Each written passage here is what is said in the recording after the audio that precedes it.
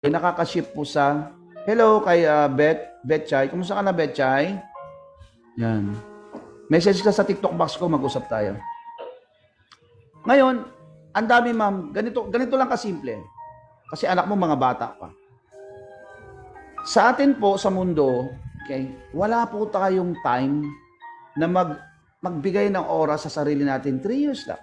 3 years lang. Learn, study, how to do the business. Ngayon po ang labanan, kahit nasa bahay ka lang, pwede kang kumita. So, kung wala nagturo sa'yo, normal. Kasi nga, lalo na kung ini-scroll mo, puro papasayahin ka lang. Punta ka sa TikTok, mababasa mo, puro buhay na may buhay.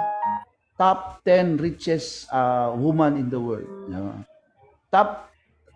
Minsan pag-scroll mo sa Facebook, sa TikTok, sa Messenger, hello, oo. 24 hours ka ba nagtatrabaho, Betchay?